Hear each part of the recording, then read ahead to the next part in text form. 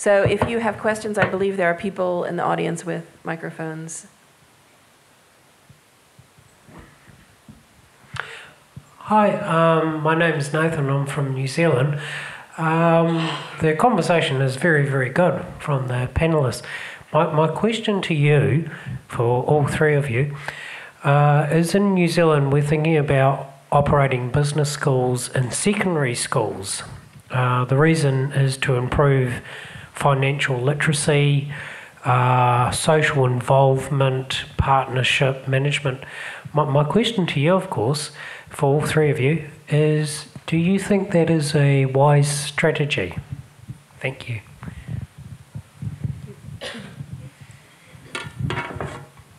According to my experience, we need to start stimulating entrepreneurial spirit from children who are 5 years old. We have today what we call junior achievement programs. They target students from 5 years to 25 years. And it is this initiative was launched in 1919 in the United States, and today it is implemented in 120 countries. So, but unfortunately, we train every year only in all the world 10 million. It's not enough. So we need to start in the primary school, and we need to use some approach based on learning by doing. In the junior achievement, we don't give course. We don't give course. We give some exercises, as I told you, about, for example, entrepreneurship. Students during 1 year, they create and they manage a student company, and they are only 16 years old. And so it's good perhaps to have a school specialized in management, but we need to start earlier. We believe that it's very important to have a strategy. And so what we use to be able to have a strategy is the fact that you have, a system. The school, every school has to have, from kindergarten to standard 10, curriculum that has to be followed. And so we take that curriculum and we call it a confidence build-up, starting from the KG, where you have your specific curriculum for each class, and where every what the syllabus plan for each class has. Now, one thing in Maharashtra we have to use, there are mandated textbooks, prescribed textbooks, in a way that is a help because everyone uses the same books. But the strategy is, how do you build up from one class, you work backwards from standard 10 to see what needs to be learnt in 9, 8, 7, 6, till you come to kindergarten.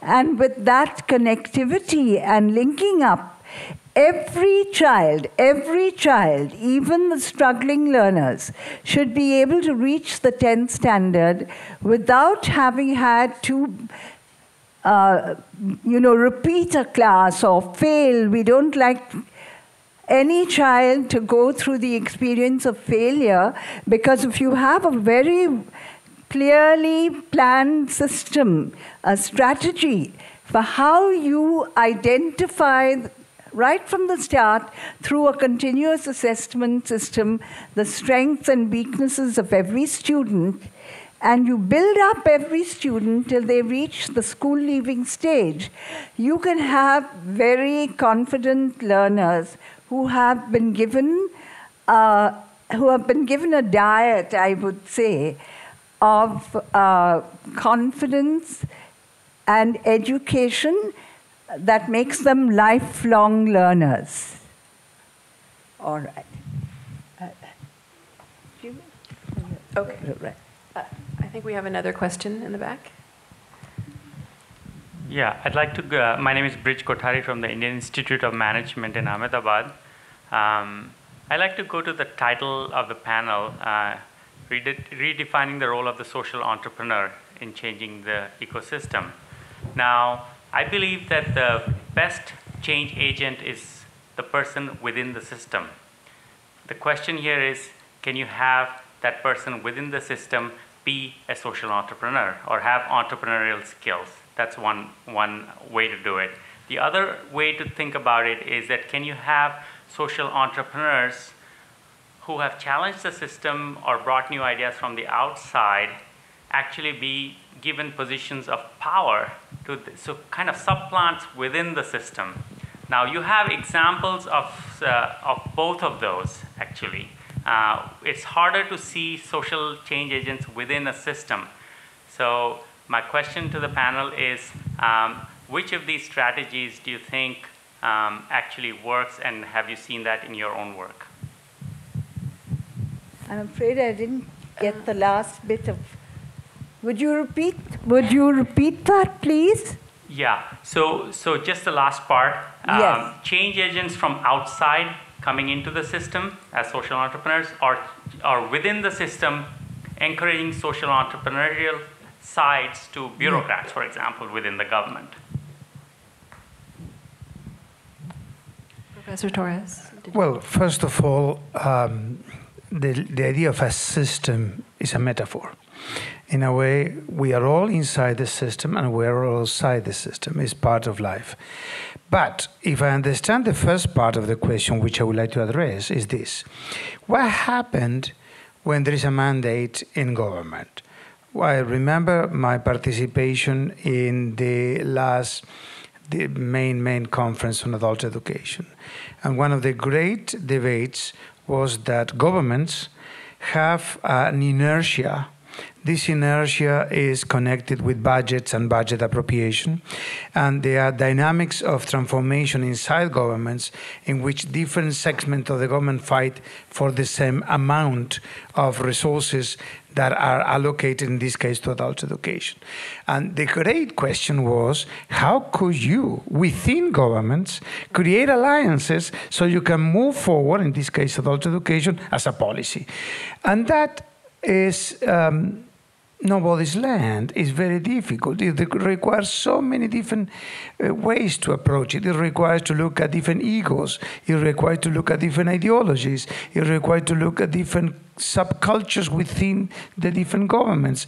It requires to see the presence of external agents. My goal will always be to see social movements pushing the envelope, because social movements, to be effective, they have to have one feet inside the state and one feet outside the state. The example I cited of Sao Paulo was a remarkable example, because when Paulo Freire came to be administrator, he had to appoint 200 people in a very complicated, large system to run the system with an alternative that it was not there before. Where did he get them? He get them from the party, very few of them, but he got them most from the social movements. But what happened, that you have a very solid, tested leadership that have worked very hard for nothing, and suddenly you put them in charge of government institutions. What happened? You have a decline in the activism of the social movements. So it's almost a dialectics of success, of, you can call it success and failure. So my sense is that for the first part of the question, I will not answer the second one, is that there is always a dynamic that we have to face. And the dynamic is the inertia that exists in the different government institutions, and the fact that the bureaucrats reproduce themselves. That is what Weber called the iron cage of the bureaucracy. But on the other hand, if you have forces pressuring from the outside, then you open up opportunities and spaces. And listen to this point. If there is a space, somebody will occupy. So the people that have progressive perspective should find spaces and occupy them. And the final point is framing. In fact, when there is a space, you have to create a frame to understand that space. And one of the great learnings that recently we have found from psychology and linguistics is that if you don't do a framing of yourself, somebody else will frame you. And I think that's part of the dialectics in these struggles inside governments. Thank you. Mr. Andalusi? I totally agree with you that we have to focus on social entrepreneurs who are passionate, who come with innovative idea to face some big challenges. So today, unfortunately, we have not encouraged to social entrepreneurship. If I give you some one example, Ashoka, it is the large network of social entrepreneurs. We are in the world, 3,000, about 3,000. Yes. It's not enough, and we need also to develop the voluntarism culture. As I told you, the success of the work that I am doing is with volunteers who come from the private sector, who enter in the school 1 or 2 hours a week to coach students for 3 months, 4 months, 5 months. And the result is stunning. So how we can encourage voluntarism? I always tell this what happened to me 20 years ago when I visited a branch of a bank in New York, and I discovered what they called balanced scored card. It is a card with 5 key performance indicators for staff evaluation, because at the end of each year we conduct an interview with the employee, with the staff, to assess their achievement. And this card is distributed to all the staff.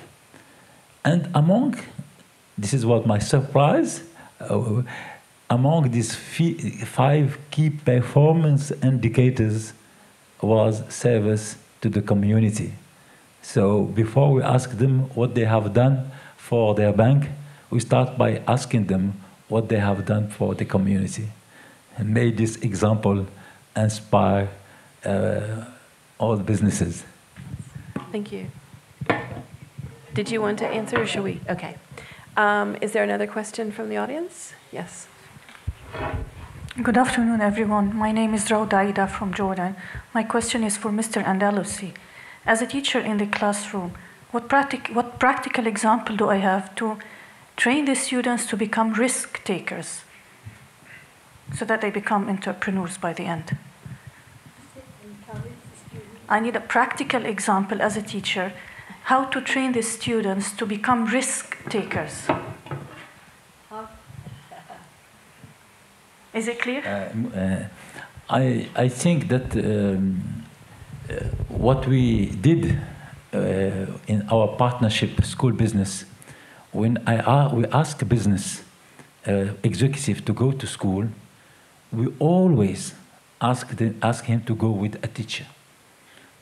Both of them have to work together, and teacher learn from the executive, and the executive learn from the teacher. I tell you, something happened to me last week. BBC was filming our activities, and they interviewed one teacher, and he said, "What have you learned about this experience?" And the lady said that I learned a lot of things. I discovered the world of businesses, and she said, "I have decided to continue with the business school. Now I need to create my business." So you see the impact even on the teacher. So I don't think that we can train you to give lesson on entrepreneurship, because on entrepreneurship you need to work with an executive and to work with him. And in Jordan, you have this initiative. So it's called NGOs Jordan. So you will be more than welcome. Because we are the same family in 120 countries, to work with a business with the manager, but you need to be available 1 hour a week during 5 months. Are you willing to do that? Thank you. I believe we have another question. Assalamu alaikum. My name is Khalid Al-Muhannadi. I consider myself as a social entrepreneur. What I would like to know is actually, can you give me an exact definition of social entrepreneur? Would one of you like to take that a definition of what a social entrepreneur is? All right, a definition. Okay. We will give you 3 explanations, different from one other. I'd like to answer that, and would you? Or simply put, I think a social entrepreneur is somebody who has initiative and imagination to try to help a community with a particular problem and take advantage of their own intellectual and political and economic resources to do so. I think from the word entrepreneur, we think generally of people who are, who are wanting to use their abilities, whatever abilities they have, for instance, to set up an enterprise, right? An entrepreneur. A social entrepreneur is one who's wanting to use all of one's emotional and intellectual and spiritual abilities to be able to take the risks that entrepreneurship is to do with risk-taking. And just as a businessman risks to be able to make profits, the social entrepreneur is looking to see how you work with social problems, find solutions to those, to be able to make it fruitful. I would say profitable is something else, but in social entrepreneurship, you're looking for the fruits of the work that you have done. So that's the way I see social entrepreneurship. I totally agree with the 2 definitions, but I would like to add just 2 things. A social entrepreneur has to be passionate, and he has to be contagious to transmit easily his passion. I will give you just an example. I launched 1 year ago a new project called Greenship. It aims to collect 200,000 used computers to refurbish them and to give them to school, or to recycle obsolete one. Companies are very happy because they have thousands of computers obsolete, but I needed a vein to transport, because companies say, okay, we have computer, but come and you have to transport them. So I took an appointment with a supplier of vein, with the CEO. And before, I wanted a discount. I wanted to buy this vein.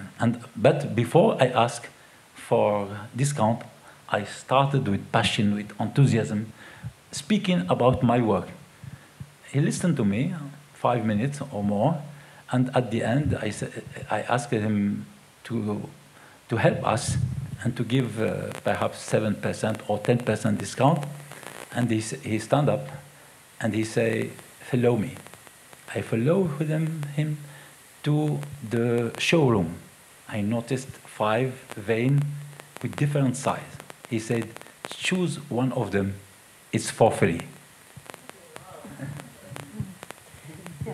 Well, thank you very much, and thank you and the audience and those of you following online for participating with us. I have one announcement to make, which is an addition to tomorrow's program. After the morning plenary session at 9:45, Gordon Brown, the former Prime Minister of the United Kingdom, will be holding a special session where he makes the case for the importance of education, and particularly discussing the obstacles to achieving the Millennial Development Goals by 2015 and some possible solutions to them. We'd also like to remind you about tonight's gala dinner following this session. Thank you.